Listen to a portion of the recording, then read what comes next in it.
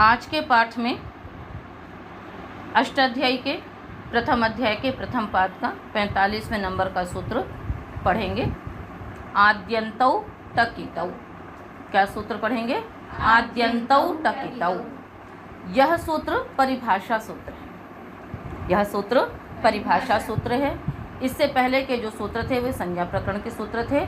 अब कुछ सूत्र परिभाषा प्रकरण के अध्ययन करेंगे। पदच्छेद विभक्ति करनी है आपको। आद्यन्तौ प्रथमा का द्विवचन, टकितौ प्रथमा का द्विवचन। यहाँ पर समास भी होगा। तो आदिश्च अंतश्च इति आद्यन्तौ। कौन सा समास है ये? इतरेतर द्वंद्व समास। इसके पश्चात है टकितौ। इसमें समास करेंगे टश्च कश्च इति टकौ। पहले समास क्या किया हमने? टश्च कश्च इति टकौ। टकौ इतौ ययोः। टकौ इतौ ययोः इति टकितौ। ये द्वंद्व गर्भ बहुव्रीहि समास। पहले आपने किया टश्च कश्च इति टकौ, इतरेतर द्वंद्व समास हुआ। पुनः टकौ इतौ ययोः। टकार और ककार इत हैं जिसके, वो क्या होंगे? टकितौ। ठीक है, एक वाक्य लिख लीजिए आप सब। द्वंद्वान्ते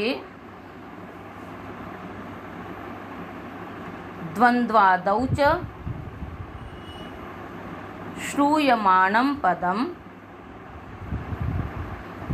द्वंद्वान्ते द्वंद्वादौ च श्रूयमाणं पदं प्रत्येकमभि संबध्यते। लिख लिया आप सबने? द्वंद्वान्ते द्वंद्वादौ च श्रूयमाणं पदं प्रत्येकमभि संबध्यते। द्वंद्व के आदि में अथवा द्वंद्व के अंत में जो पद है वह प्रत्येकम अभिसंबध्यते, प्रत्येक पद के साथ संबद्ध होता है। जैसा आपका था टकौ इतौ, तो टक इसके साथ आपने इतौ लगाया तो इत दोनों के साथ संबद्ध हो जाएगा, तो टित और कित, इस प्रकार का अर्थ बनेगा। ठीक है, आगे चलें। इसका यहाँ पर तो बहुत संक्षिप्त प्रयोजन दिखाई दे रहा है क्योंकि दो ही हैं केवल, किंतु अन्यत्र इसका विशिष्ट प्रयोजन दिखाई देगा। अस्तु, समास कर लिया आपने। सूत्र का अर्थ करेंगे। षष्ठी निर्दिष्टस्य टित् आगमः आदिर्भवति, कित् आगमः अंतः भवति। सूत्र से सूत्रार्थ जब हम करते हैं तो सूत्र का सीधा सीधा अर्थ है टकितौ यथा संख्यम आद्यन्तौ भवतः। सूत्र का अर्थ सीधा सीधा करेंगे तो टकितौ यथा संख्यम आद्यन्तौ भवतः। अब टकितौ को अलग अलग कर लीजिए। टित् कित् आगमौ यथा संख्यम आदौ अन्ते च भवतः। ठीक है ना?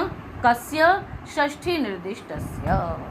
तो टित् आगम षष्ठी निर्दिष्ट के आदि में होता है और कित् आगम षष्ठी निर्दिष्ट के अंत में होता है, क्योंकि ये जो टित् और कित् आगम हैं वे षष्ठी से ही निर्दिष्ट हैं। ठीक है, आगम और आदेश दो चीज़ें हैं।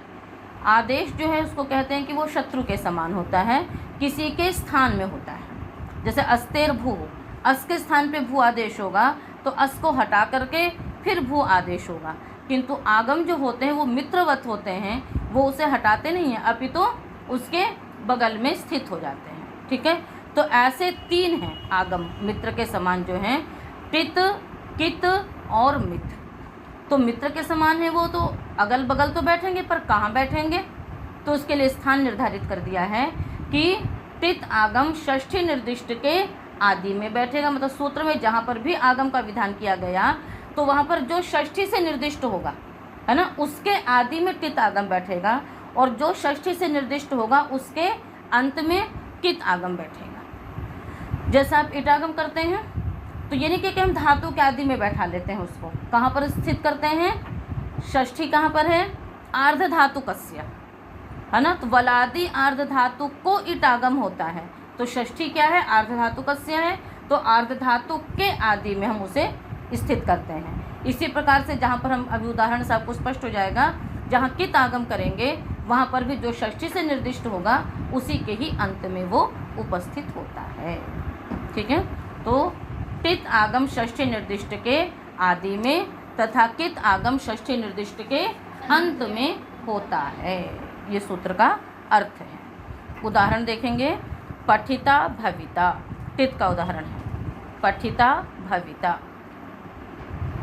कित के उदाहरण हैं, त्रापुषम जातुषम, जटिलो भीषयते, मुंडो भीषयते।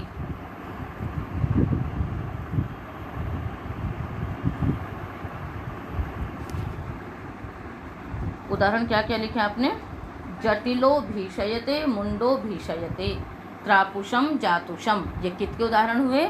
और टित के उदाहरण हैं पठिता भविता। ठीक है, तो यहाँ पर ये जो सूत्र है, यह आगे सूत्र आने वाला है षष्ठी स्थाने योगा, ये उसका अपवाद है। और जो सूत्र पहले ही अपवाद रूप में पढ़ दिए जाते हैं और उत्सर्ग सूत्र बाद में होता है, उसे क्या कहते हैं, पुरस्ताद अपवाद। उसको क्या कहा जाता है, पुरस्ताद अपवाद। पहले भी आया था, है ना, विभाषा जैसे इत्यादि जब सूत्र पढ़े थे हमने, विभाषा दिक् समास से बहुरी हो, है ना, बहुरी हो का वह अपवाद था। इसी प्रकार से तो षष्ठी स्थानीय योगा सूत्र क्या करता है कि सूत्र में जहाँ भी षष्ठ्यंत पद हैं वहाँ पर स्थान संबंध के कारण से स्थानीय यह अर्थ आ जाता है कि वह उसके स्थान में होता है। इसीलिए जो आदेश होते हैं वो उसके स्थान में हो जाते हैं। जैसे यण के स्थान में इक हो जाता है ना, इको यणचि, इक के स्थान में यण होता है। अस्तेर भू, अस के स्थान में भू आदेश होता है। ये अर्थ कहाँ से आता है, षष्ठी स्थानीय योगा से आता है। अब इसी प्रकार से यदि हमने सूत्र का अर्थ कर दिया कि वलादि अर्ध धातु को इट होता है, तो वलादि अर्ध धातु के स्थान में इट होने लगता, इसलिए उसका अपवाद पढ़ दिया। और क्या अपवाद दिया, आद्यंतौ टकितौ। उसका अर्थ क्या हो गया कि यदि टित और कित षष्ठी से निर्दिष्ट हो रहे हैं तो वो कहाँ होते हैं, षष्ठी से जो निर्दिष्ट है उसी के आदि में होते हैं और उसी के अंत में होते हैं। तो अब पठिता भविता की सिद्धि आप भली प्रकार से जानती हैं। पठ धातु से त्रिच प्रत्यय कर लेते हैं और त्रिच प्रत्यय करने के पश्चात जब हम इट आगम करते हैं तो अर्ध धातुकस्य वलादेह से वलादेह अर्ध धातुकस्य इट आगमो भवति, ये सूत्र का अर्थ होता है। तो षष्ठी निर्दिष्ट क्या है, वलादेह अर्ध धातुकस्य, वलादि अर्ध धातु क्या है, त्रिच, तो उसी के आदि में इट आगम उपस्थित हो जाता है। तो पठ ई त्रि, पठित्री, शेष सिद्धि आप पहले पढ़ चुके हैं, इसलिए हम यहाँ पर उसकी सिद्धि नहीं कर रहे हैं। अधिक गुणा में पढ़ी ना सिद्धियाँ, चेता, स्तोता इत्यादि की, तो उसी के समान आप पठिता भविता की सिद्धि देख सकते हैं। और यदि लुट लकार में भी करेंगे तो भी आपने दीदी बेबिटा में सिद्धियाँ पढ़ ली हैं, तो उस प्रकार से आप इसकी सिद्धि का पुनरावर्तन कर सकते हैं। अगला उदाहरण है त्रापुषम जातुषम। इसको आ जाइए, त्रपुणः विकारः इति त्रापुषम। त्रपु मने होता है रांगा, त्रपु मने क्या होता है, रांगा। और उसका अर्थ क्या होता है, त्रपुणः विकार यानी रांगे का जो विकार, यानी रांगे से बनी हुई जो वस्तु, उसको कह देंगे त्रापुषम। तो सिद्धि करते हैं, है ना। त्रपु, त्रपुणः विकारः किया है तो षष्ठी का है ये, त्रपु आंगिंगस। इसके पश्चात तस्य विकारः के अधिकार में सूत्र है त्रपु जतुनोः शुक। क्या सूत्र है, त्रपु जतुनोः शुक।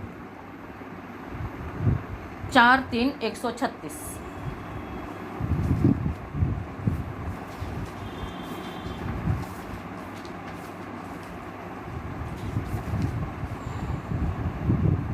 ठीक है,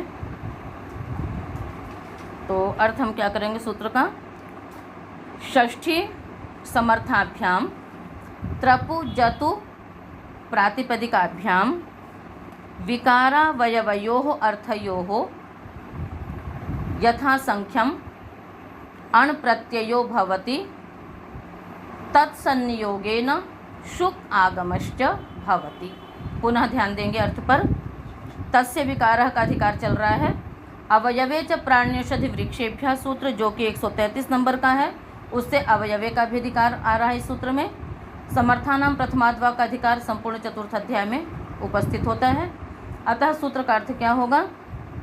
षष्ठी समर्थाभ्याम, क्योंकि त्रपु जतु दो प्रातिपदिक हैं, षष्ठी समर्थाभ्याम त्रपु जतु इत्येताभ्याम प्रातिपदिकाभ्याम विकारावयवयोः अर्थयोः यथाविहितम् अण् प्रत्ययो भवति तत्संनियोगेन शुक् आगमश्च भवति। षष्ठी समर्थ त्रपु और जतु प्रातिपदिकों से विकार और अवयव अर्थ में यथाविहित अण् प्रत्यय होता है। यहाँ पर बिल्वा दिभ्यों से भी अण् की अनुवृत्ति चल रही है, तो अण् प्रत्यय होगा। और जब अण् प्रत्यय होगा विकार और अवयव अर्थ में, तो उसके साथ साथ क्या हो जाएगा? शुक आगम भी होगा। तो कहाँ शुक आगम होगा आप बताओ? क्योंकि त्रपु जतुनोह कहा है, क्या कहा है? त्रपु जतुनोह। तो त्रपु जतुनोह षष्ठी है, तो जो षष्ठी से निर्दिष्ट है उसी के अंत में कित आगम होंगे। तो त्रपु जतु के अंत में शुक आगम होगा। तो स्थिति लिखिए क्या होगी? त्रपु ngस, किंतु त्रपु से विधान किया है तो त्रपु के बाद ही शुक आगम हो जाएगा। तो अब स्थिति हो जाएगी त्रपु शुक ngस। क्या स्थिति रहेगी? त्रपु शुक ngस, और अण प्रत्यय हो ही रहा है तो अण प्रत्यय आ गया। तो त्रपु शुक ngस अण। अब इसके पश्चात ये तद्धितः के अधिकार में है सूत्र, अतः तद्धित संज्ञा हो जाएगी तद्धितः सूत्र से। उसके पश्चात कृत तद्धित समासाष्ट से प्रातिपदिक संज्ञा भी होगी। प्रातिपदिक संज्ञा करने के पश्चात सुपो धातु प्रातिपदिकयों से अंतर्वर्तनी विभक्ति ngस का लुक हो जाएगा। शेष बच गया त्रपु शुक अण। अण के ण की संज्ञा करेंगे, शुक के क की संज्ञा करेंगे, श के उ की भी इत संज्ञा करेंगे। उ की संज्ञा उपदेश जनुनासिक इत से, शेष अलंत्यम से। स्थिति हुई त्रपुष अ। अब इसके पश्चात सूत्र लगाइए। यस्मात् प्रत्यय विधि तदादि प्रत्ययंगम से अंग संज्ञा कर लीजिए अण के परे रहते त्रपुष की। पुनः तद्धितेश्व चामादेह सूत्र, इसको आप पढ़ चुके हैं। सूत्र का अर्थ आप बताएंगे। नीति नीति प्रत्यय पर और तद्धिते भी आ रहा है, तो पूरा अर्थ करिए। तद्धिते नीति नीति प्रत्यय परतः आदेः अचः स्थाने वृद्धिर्भवति। तद्धिते नीति नीति प्रत्यय परतः अंगस्य अचाम आदेः अचः स्थाने वृद्धिर्भवति। तद्धित नीति नीति प्रत्यय के परे रहते अंग के आदि अच को वृद्धि होती है। यहाँ पर नित प्रत्यय परे है अण, उसके प्रत्यय अंग संज्ञा हुई है त्रपुष की, उसके आदि अच को वृद्धि हो जाएगी। क्या बन गया?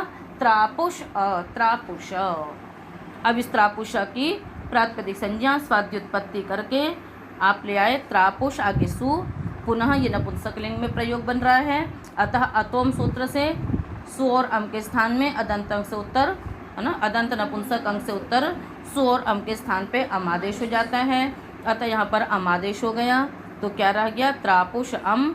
अमी पूर्व से पूर्व रूपे का आदेश करेंगे। क्या बन गया? त्रापुषम।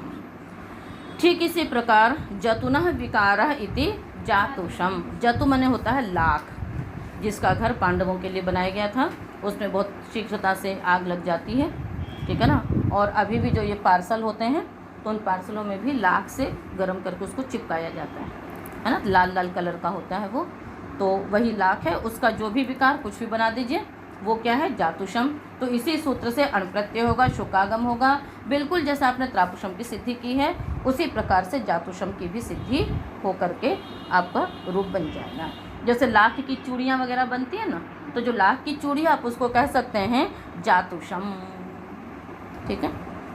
आगे उदाहरण है जटिलो भीषयते मुंडो भीषयते। उदाहरण तो एक ही है भीषयते, प्रयोग दो प्रकार से बन रहे हैं कि जटाओं वाला जो है वो डराता है, अथवा जो सिर से मुंडा है वो दूसरों को डराता है। भीषयते की सिद्धि करेंगे। निभी भय धातु रखेंगे, आदरणीय टुडवः से ये कित संज्ञा, तस्य लोपः दृशम लोपः, भुवादयो धातुः से धातु संज्ञा। भी धातु है, यहाँ पर हेतुमति च सूत्र लगेगा। तृतीय अध्याय के प्रथम पाद के 26वें नंबर का सूत्र है 3-1-26 हेतुमति च। धातु का ऊपर से अनुवृत्ति आ रही है। धातु रेकाचो हलादे क्रिया समभ्यारे यंग से। सूत्र का अर्थ होगा धातो हो, है ना, हेतुमति अभिधेये निच प्रत्ययो भवति परश्च। धातु से यदि हेतुमान कहा जा रहा हो तो धातु से निच प्रत्यय होता है। हेतुमान क्या है? तो तत्प्रयोजको हेतुश्च से हेतु संज्ञा होती है। तत् यानी स्वतंत्र कर्ता का जो प्रयोजक, तस्य प्रयोजकः तत्प्रयोजकः, ऊपर स्वतंत्र कर्ता सूत्र है। तो सूत्र का अर्थ होता है तत्प्रयोजकः अर्थात स्वतंत्रस्य कर्तुः प्रयोजकः हेतु संज्ञको भवति। स्वतंत्र कर्ता को जो प्रेरित करने वाला है उसकी हेतु संज्ञा होती है। जैसे देवदत्त चटाई बना रहा है किंतु उसे प्रेरित कर रहा है यज्ञदत्त, तो देवदत्त तो करता है और यज्ञदत्त हेतु रूप करता है क्योंकि वो देवदत्त को प्रेरित कर रहा है इसलिए। तो इस प्रकार का यदि हेतु जिसमें है वो हो गया हेतुमान। तो इस प्रकार का यदि प्रयोज्य प्रयोजक, इसको क्या कहा जाएगा? जो जिसको प्रयुक्त कर रहे हैं किसी कार्य में वो होता है प्रयोज्य, और जो प्रयुक्त कर रहा है वो क्या हो जाएगा? प्रयोजक। हम आपको पढ़ा रहे हैं, पढ़ने के लिए प्रेरित कर रहे हैं, मैं हो गई प्रयोजक। आप पढ़ रहे हैं, हम आपको प्रयुक्त कर रहे हैं, इसलिए आप क्या हो गई? प्रयोज्य। तो हेतुमत का अर्थ क्या हो गया? जहाँ पर प्रयोज्य प्रयोजक भाव हो वहाँ पर धातु से निच प्रत्यय होता है। ठीक है, तो यहाँ पर डराता है तो जो डर रहा है वो प्रयोज्य हो गया, जो डरा रहा है वो प्रयोजक हो गया। वो इस प्रकार के आचरण कर रहा है कि जिससे दूसरा व्यक्ति डरने के लिए विवश हो रहा है। तो इस प्रकार से यहाँ पर ये हेतुमत भाव है, प्रयोज्य प्रयोजकत्व है, अतः यहाँ पर क्या हो गया? निच प्रत्यय हो गया। तो भी आगे निच। इसके पश्चात सूत्र लगेगा भियो हेतु भये शुभ। 7-3-40।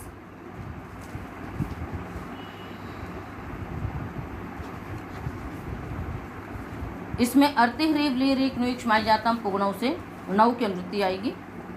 40वें नंबर का सूत्र है। सूत्र का अर्थ होगा 9 पर अतः हेतु भये अर्थे वर्तमानात् भियः धातोः शुक् आगमो भवति। 9 पर अतः हेतु भये अर्थे वर्तमानात् भियः धातोः शुक् आगमो भवति। हेतु भय, हेतु भय का तात्पर्य क्या होता है कि भय का जो हेतु मतलब डरने का जो कारण, मतलब किसी निमित्त से यदि डर हो रहा हो वो हो गया हेतु भय। हेतु भयमिति हेतु भय। तो भय का जो हेतु है तो उस अर्थ में वर्तमान जो ये भी भय धातु उसको शुकागम होगा, निच के परे रहते। तो षष्ठी निर्दिष्ट कौन है यहाँ पर? भिया, उसी के अंत में शुकागम हो गया। यही कहा था ना सूत्र ने कि षष्ठी निर्दिष्ट के अंत में कित आगम होगा। टित होता तो आदि में हो जाता। तो षष्ठी से निर्दिष्ट भी धातु है तो भी के अंत में शुक हो गया। तो भी शुक निच सबकी संज्ञाएं कर दीजिए। चा के हलंत्यम से, निच केणा की चुटू से, का की हलंत्यम से, ऊ की उपदेश जनोनासिका इत से, शेष बच गया शब। तो क्या हो गया? भीषणी, नी का ई बचा भीषी, भीषी हो गई। अब इसकी सनाद्यंता धात्वा से धातु संज्ञा कर लीजिए। सनाद्यंता धात्वा का अर्थ आपको मालूम है, सनादयः प्रत्ययाः अन्ते यस्मिन् यस्य ते सनाद्यन्ताः। सनाद्यन्ताः शब्दाः धातु संज्ञकाः भवन्ति। सनाद्यंत जो भी शब्द बनते हैं उनकी धातु संज्ञा हो जाती है। तो यहाँ पर भीषी है ना, निच प्रत्यय भी उसके अंतर्गत है, अतः भीषी की धातु संज्ञा हुई। उसके पश्चात सिद्धि आप जानते हैं किस प्रकार से होगी। भीषी की धातु संज्ञा करके पुनः आपने तिवाद्युत्पत्ति की। ठीक है ना, जब तिवाद्युत्पत्ति होगी यहाँ पर पहले सभी 21-18 प्रत्यय आएंगे, पुनः आप आत्मनेपद परस्मैपद संज्ञाएं कर लेंगे। यहाँ पर हम क्या लाएंगे? भीष्म्योर हेतु भये सूत्र लगेगा। भीष्म्योर हेतु भये सूत्र कहता है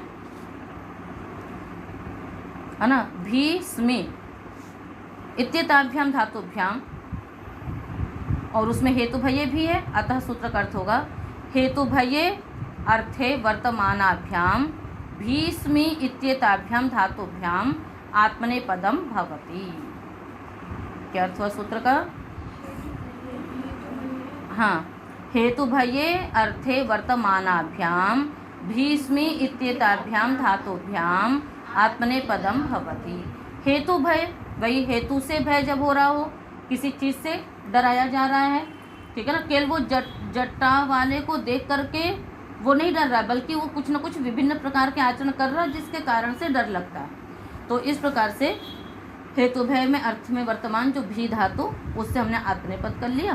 तो भीषी, आगे आत्मनेपद का आ गया त, पुनः ता की हमने तिंशित सार्वधातुकम से सार्वधातुक संज्ञा की। उसके पश्चात क्या हुआ? सार्व कर्तरी शब्द से श लाएंगे। तो भीषी शप्त, शब्द का शेष बच गया अ, भीषी अत, पुनः शब्द की भी सार्वधातुक संज्ञा करेंगे तिंशित सार्वधातुकम से, सार्वधातुक अर्धातुकों से गुण करेंगे तो ई को ए गुण होगा, भीषे अत, एचो ए वाय से अवादेश कर लीजिए, भीषयत। अब क्या लगेगा, एक सूत्र और बताइए? नहीं, हाँ, भीषे अत, एचो ए वाय से अयादेश कर लिया, क्या बन गया? भीषयत। टित आत्मनेपदानाम टेरे से एत्व कर लेंगे तो सिद्धि हो गई आपकी भीषयते। टित आत्मनेपदानाम टेरे लगाने से पहले अचोन्त्य आदि टी से टी संज्ञा करेंगे आप, और आत्मनेपद संबंधी टित लकार है, टी भाग को एत्व हो गया, क्या बन गया? भीषयते। तो जटिलो भीषयते, मुंडो भीषयते, ठीक है। तो इस प्रकार से आपका ये सूत्र भी पूर्ण हुआ, जिसमें टित के उदाहरण थे पठिता भविता। आप इसको लुट लकार में भी सिद्ध कर सकते हैं और त्रिच प्रत्ययांत भी सिद्ध कर सकते हैं। दोनों तरह से आप इसकी सिद्धि करके, आपको इसमें केवल सूत्र को घटाना है कि जब इट आगम करेंगे तो आर्ध धातु कस्य में षष्ठी है, अतः उसी के आदि में टित आगम होगा। और त्रापुषम जातुषम में त्रपु जतुनोः शुक से शुक आगम किया तो त्रपु जतुनोः में षष्ठी है, अतः उसके अंत में शुक आगम हुआ। और ऐसे भीषयते में भी भियो हेतु भये शुक, भियः में षष्ठी है, अतः भी के अंत में शुक आगम होकर के भीषयते यह सूत्र बना, ठीक है। तो सभी सिद्धियों को आप ठीक से विचारेंगे। जितने भी सूत्र आते हैं उन सभी सूत्रों को आप, मैं संख्या भी आपको बता दे रही हूँ, इसलिए उन सूत्रों को अष्टाध्यायी में निकालें। यदि संभव हो सके तो अष्टाध्यायी प्रथमावृत्ति के 3 भाग जो कि रामलाल कपूर ट्रस्ट से मिलते हैं, आप उन वहाँ से इसे मंगा भी सकते हैं। और अष्टाध्यायी आपके हाथ में होनी चाहिए, तो आप अष्टाध्यायी से पहले सूत्रों के अर्थों को करने का प्रयास करें। उसके पश्चात आप प्रथमावृत्ति में उन सूत्रों के अर्थों को निकाल सकते हैं। और एक कापी बना लें सूत्रार्थ के अलग से, और उसमें आप उसी के अनुसार सूत्रार्थों को लिखते रहें। प्रतिदिन आप उसे दोहराते रहेंगे, आवृत्ति करते रहेंगे, तो ये अर्थ आपको हमेशा उपस्थित रहेंगे। तो इस प्रकार से ये आपकी सिद्धियाँ पूर्ण हो गई और आज का पाठ यहीं पर समाप्त हुआ।